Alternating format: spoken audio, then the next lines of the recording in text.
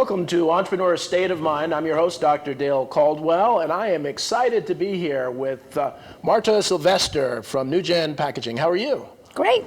Happy to be here. Well, Thank again, you so much. happy to have you, and you have an interesting story, and I'm going to learn along with the audience. And so I always like to start with the origin stories. You know, one, I'm an Avengers fan. I like to always say the superhero origin stories, and I think of people like you as superheroes. So you were born where, and where'd you go to school, and how'd you get into the business? Sure. So I was born in Brooklyn. To Puerto Rican parents that migrated in the 1950s in search of a better financial situation.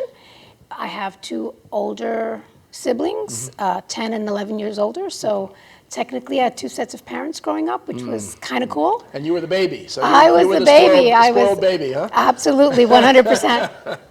And so I attended public school in Queens. We moved to Queens when I was about 6 years old. And so I attended a wonderful public school right across the street from Queens College. So we had a lot of student teachers that came on board. And that public school for me was the foundation that really led to a lifetime of intellectual curiosity, which served me super well later on in life. Wonderful. And so from that grammar school, I then went on to Rachel Carson Junior High School, also in Flushing. I attended 2 years at Rachel Carson Junior High School. And really, it wasn't until later in life as well where you kind of really understand the influence that all of these different things that happen in your life have on you, the effect that they have on you. And so for me, Rachel Carson Junior High School really was impactful. Wow. And it was impactful because when I first attended Rachel Carson Junior High School, I didn't know who she was. I had no idea who she was, right? But there was this amazing woman whose name was on a school. Right. That was so rare. That was so rare back then. Super rare, right? It was the early 70s. Yeah. And so I'm sure that we learned something about Rachel when I attended the school. But most of what I learned at the library. So I was one of those library kids, right? I wanted to know something. I went to the library, and so I read a number of Rachel's books to include The Silent Spring. Oh, okay. And so that book really inspired me to a life that kind of sort of led me to where I am today with a sustainable packaging business. Right. And so Rachel taught me a lot of things. She taught me about being a woman and learning not to be silenced, right? To stand on your convictions. And have your own voice. And have your own voice, absolutely. Right. And then as an environmentalist, she taught me that, you know, in nature, nothing exists alone, right? We all have a part in what happens with our environment. Right. And so this was, again, sort of, you know, walking through that journey. And I then went on to college. Right, well, not from middle school. That would have been quite the feat. I say you're precocious. Yeah. I was good, but I wasn't that good. So I went on to high school, to Midwood High School. We moved back to Brooklyn. Okay. And then from Midwood High School, I went to Pace University. Oh, Pace, yeah, great school. And married while I was at Pace University. I had my son and stayed at home for a few years. And then somewhere around 1992, we realized that in order to be financially stable, we really needed a second income, right? Like so many families even today.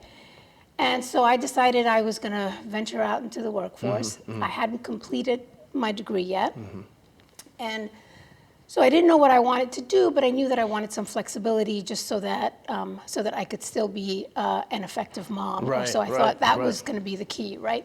And so I thought I'd move on to a position in sales. That was not successful for me. I learned very quickly that there were some stereotypes that I was expected to, expected to stay in the line. So I was, I had to become an administrative assistant to a sales and marketing team for a blow molder in Brooklyn. So there was plastic packaging blow molder in Canarsie on the border of East New York and Brooklyn. Right. And so I thought, well, I want a career in sales, but I need some method of getting there, right? And this is probably going to get me there. So I'll start there, I'll learn the business, and then I'll move on. Well, I got to Admiral Plastics, and I just became a sponge. I was just like, I just couldn't get enough of, what we were doing, the plastics industry, the molding process. Now, were you in sales at that time, or? So no, I wasn't. I wasn't yet. Right. I started out in As administrative assistant. EA, executive assistant. So I did, some secretarial duties, but really the bulk of the work that I did was in furtherance of the sales cycle. So anything that helped the salespeople get in the door, when they got in the door, helping them prepare things that would take them to the next level. But that's great training, to know the details and what all the back office stuff. Absolutely. And I was part of the conversation, right? So I was in all the meetings when the conversations were happening about, all right, well, here we are, we're sitting with the customer. What does the customer want? What information do we need to get to the customer? How are we closing this sale? Right. And so that was all really interesting to me. And very specifically, the pharmaceutical packaging part of the industry was even more fascinating to me because it required a lot of detail about regulation, how do we get a customer, the sales cycle is very long in the pharmaceutical industry, so how do we get the customer to make a switch, all of those things. So it was fantastic training. I couldn't have asked for a better gig, it was right, an at that point. MBA of the business, right? Absolutely. And so within a year of being in that position, the salesperson for the Midwest found another job and there was an opening. And quite the bold move on my part, I went in and I asked for that job. Really? Now your husband was supportive and the family, it's like everything you have to move. I mean. No, I didn't have to move. Oh, didn't? Oh, really? Oh, so okay. No, well, I didn't know it at the time, right? There was a possibility of that. Right. But I went in and I pitched that I could do this from here. Ah, okay, good for you. I mean, I could get on a plane and I could, rent a car and I could do all of that. After all, she lived in Chicago, so most of her time was spent on a plane. So I could do that from New York. Right, interesting. Well, I don't need to be in Chicago. Right. So I went in, I pitched it, and I was told, well, that's. I won't use the vulgar language that was used at the time, but that's quite the bold move. I'll tell you what, we'll give you 3 months. Oh, wow, okay. So I thought, wow, 3 months, okay, I could do something in 3 months. I kind of already am familiar with the customer base there because I've been talking to them, and I thought, well, I would just start organically. But it shows their respect for you, too, the respect that they had with what you did to say, we're going to give you 3 months. Absolutely. Well, and I think the key here, if I'm going to leave any advice out there for anyone, the key was I was never afraid to ask questions. I was never afraid to be in the mix, and I always volunteered for everything that would help me learn. That is such great advice. And again, we were talking earlier, I have a 16-year-old daughter who is, class president, is doing all this stuff, but still doesn't necessarily have the confidence. I have to tell her to go speak to the waiter, to do this as successful. And so often to see that presence of mind, that's rare, but it pays dividends. Absolutely pays dividends. And it's, I think for me, my entire life has been feeling the fear, and just moving toward it anyway. Yeah. Like, what's the worst that could happen? So no fear. Right? So that's No, there was fear. Right. Let's not make any mistake. There was a ton of fear. There were a lot of times right before a sales call that I would just go to the bathroom and retch. Right. Because I was so terrified that I would do the wrong thing. The good thing about all of that was that I was paired with a mentor, a gentleman by the name of Gabe Hickey. Okay. Who is very respected in our industry. He was amazing. Was he a boss? He wasn't a boss. He was a salesperson as well. Okay. But he was experienced. Okay. And he, really held my hand through so many sales calls. He was a person that even to this day, if I picked up the phone and I called him and said, hey, I need some help or I need some advice, That's wonderful. he would be there for me. He was that kind of mentor. He was fabulous. And so I, at the very least, had somebody that I could sort of, count on to guide me. And so I did that. I went on to work for other manufacturers as well as distribution. Right. And so in manufacturing... So the 3 months, when you did that, what happened after the 3 months? Oh, well, so after the 3 months, and by the way, the coolest thing about that job was that I got a company car. Oh, wow. And that company car came equipped with a car phone. Oh, Which you remember those car phones, right? That was one of these big car phones. And the people you see, they were so proud that they had this big phone. It's like, I'm cool. That's right. Now it would be so embarrassing, right?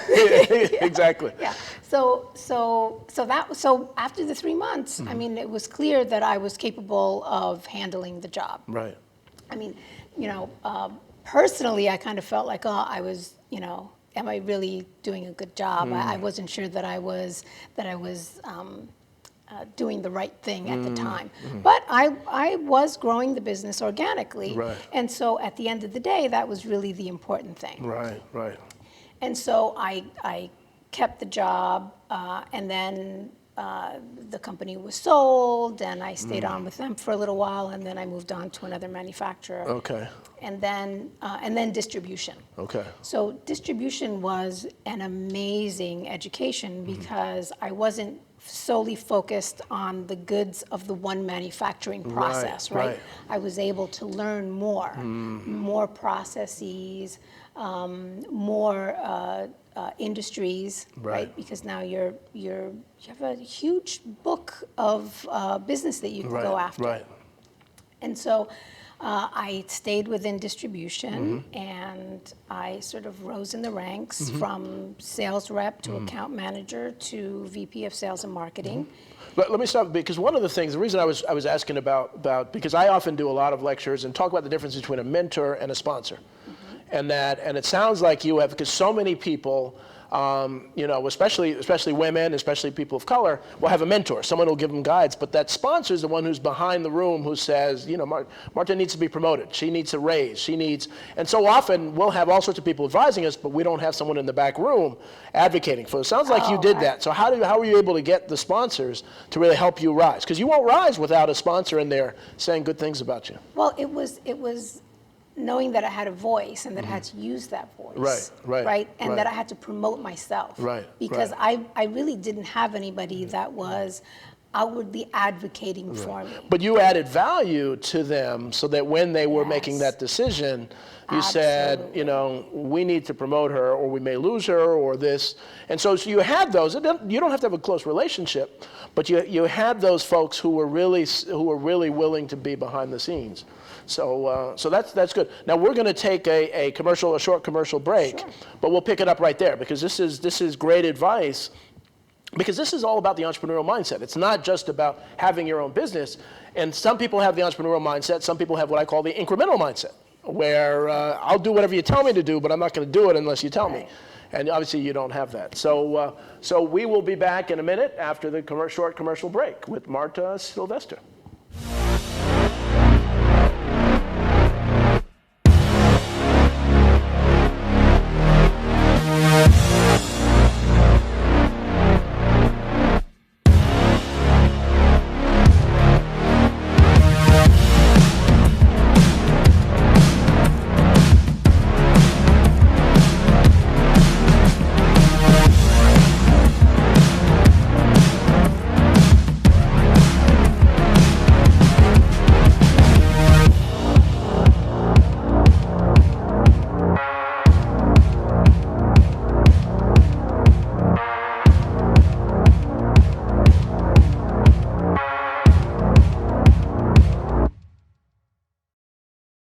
So, I'm kind of new here, but I've noticed a trend. My human does this funny thing where she goes around and gets all my toys, and then she hides them in that basket by the door. But it's always the same basket, and it's always in the same place. And then she acts so surprised when I find them, but, she's putting them in the same basket. Again. It's like, hello, that's where you put it last time. You were the worst at hide and go seek.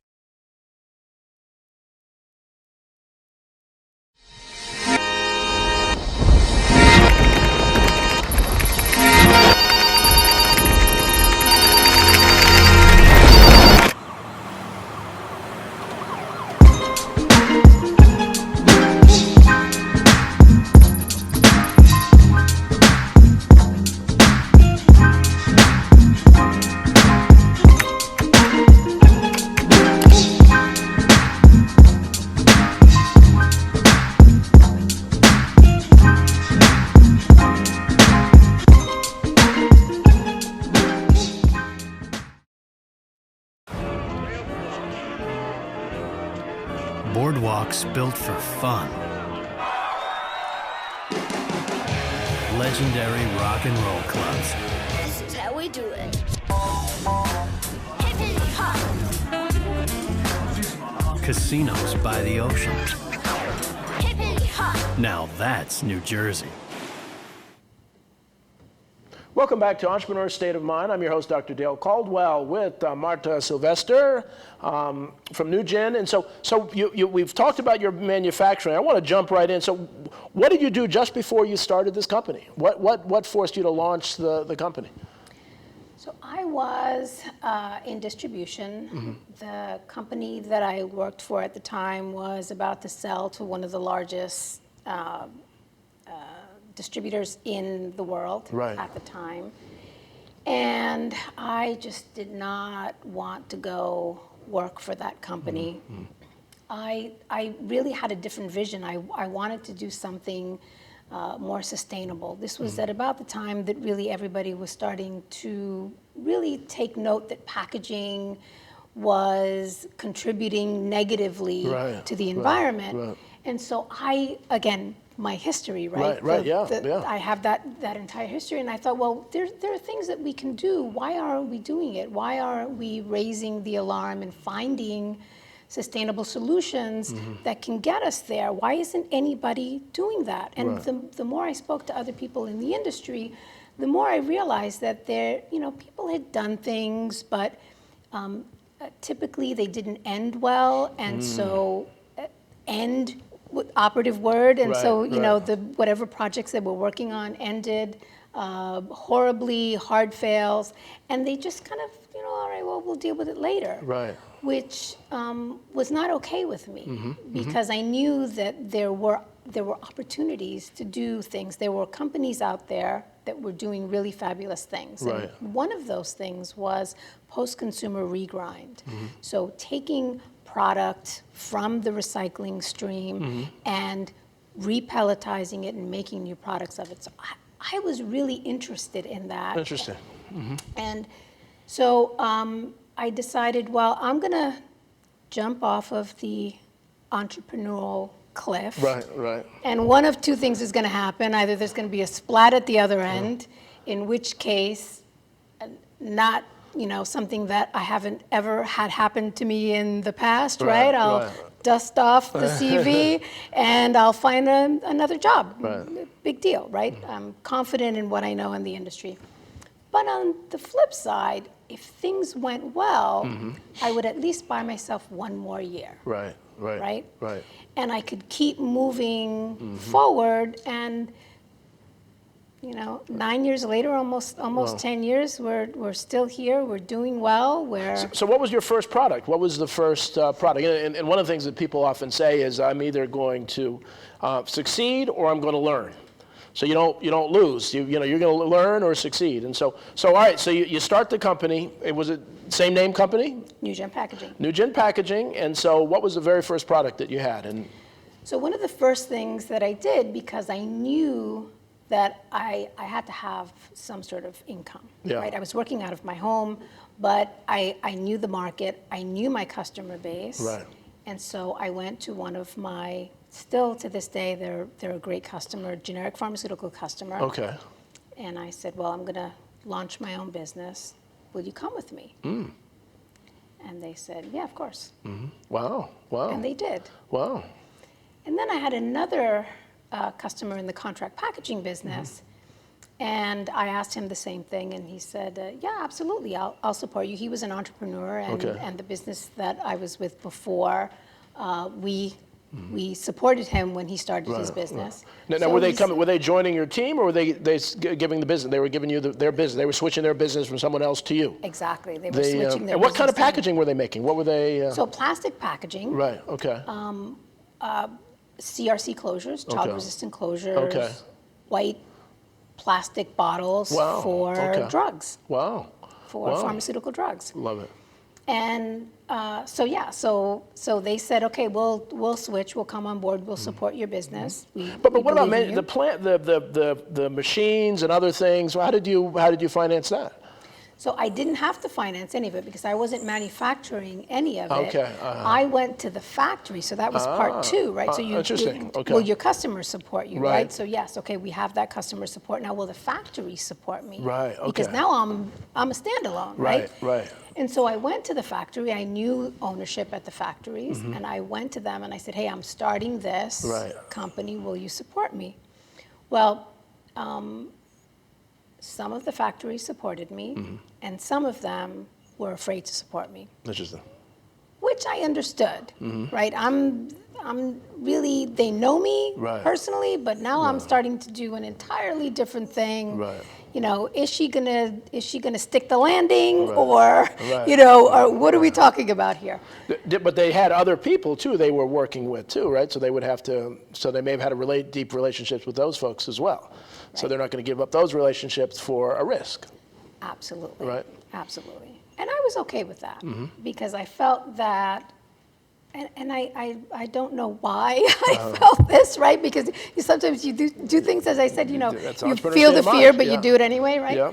I felt, well, you know what? If they don't want to sell me a bottle, I'll go to another company. There are Right. plenty of companies that sell components, and there might be another company that wants to align themselves with someone like me who Exactly. knows the marketplace, Yeah. right? And so that's what I did. Whoever decided not to support me, Right. I just moved on. Right.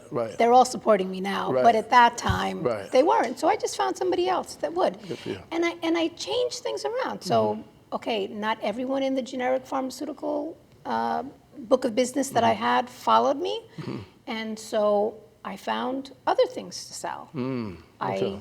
I started going after the personal care market Okay. because that was an easier entry Right. into that market than Right. pharmaceutical. Right. Long sales cycle in pharmaceutical, super short one in personal care. But that's the entrepreneurial state of mind. You're constantly looking for opportunity. You're Right. constantly searching and prodding and checking. Absolutely. So I'm determined, I'm going to get from A to Z, maybe a windy road, Right. but I'm going to get there. Well, it's always a widening road. See, Right. It's never a straight line. It's Absolutely. always a widening road, which makes it interesting. And so, so now where are you now? So, as far as this, I mean, how many employees do you have, and what's going on with the company?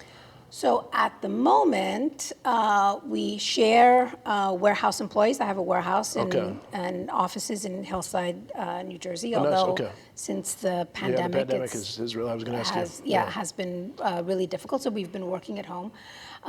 But what I did a couple of years ago, I had 5 employees, Okay.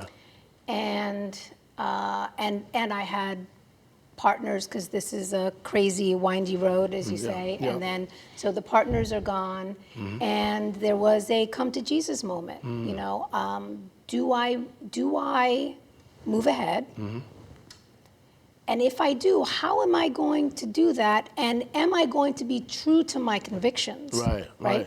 Why I founded the company was sustainable packaging. Somewhere along the road, I kind of lost that because when you bring in partners, there's a whole different mindset. They don't have the same agenda. No.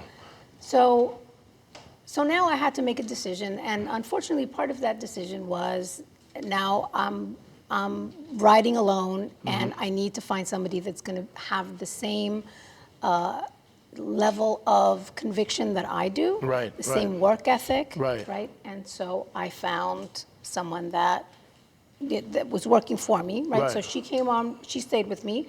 So it was she and I. Right. Within that next year we doubled the business. Oh, wow, wow. Just the two of us. And what year was this? This was This was 2019. 2019, wow, okay. 2019, Okay. we doubled the business. And I was sharing warehouse staff, so that wasn't a big deal. We had the warehouse in the same building. Right. And so now we're in a position where we're growing. I'm in hiring mode. Right, right. We're really excited. We're doing business today with Unilever, with Colgate. Oh, really? On sustainable projects, Wow. which is the thing that's so fascinating and so fun. And so timely now, is in the, especially with this administration. So unfortunately, we just have a little bit of time. But now, are you a MBE certified? Are you MBE certified in New Jersey? Not yet. Well, now, why? I know, well, yeah, I know. That's something you have to do. And so we work with Absolutely. folks on that, and I can connect you with the person at the Perfect. governor's office that does that, because that's really important. And so, one of the things that I'm trying to do is push all public organizations to list on their website how much they spend with veteran certified, women certified, and minority certified businesses, because they often don't get some opportunities that they have. And so. Well, this has really been wonderful getting to know you. How do people find your organization? What's your website? What's the contact information? If you could share that with them. So we're at NuGenPackaging.com. There's contact information there. We're in the process of putting together a brand new website solely focused on the sustainable packaging components that we are currently supplying to the industry and innovation as it's occurring, so that we can totally understand what's coming, what's being innovated, and more importantly, what brands have today that they can utilize in furtherance of a greener environment. So give us a call if you have a brand new package that you're thinking about, or if you have an existing brand that you really want to take from a fossil fuel derived component to a renewable component, or if you're just looking to refresh your packaging. Give us a call. We're happy to help. We work with small companies and large companies. Our goal is to bring sustainable packaging to the industry so that we can have a brighter tomorrow for our children. Thank you very much. Wonderful. Marta, and I'm going to symbolize the end of the pandemic by shaking your hand on TV. Fabulous. So Thank excellent. you. Thank you very much. This has been wonderful. I want to thank you for watching Entrepreneurial State of Mind. Marta Sylvester, CEO of NuGen Packaging. I think you will hear more and more about this successful entrepreneur. So take care, and we will see you next time at Entrepreneurial State of Mind.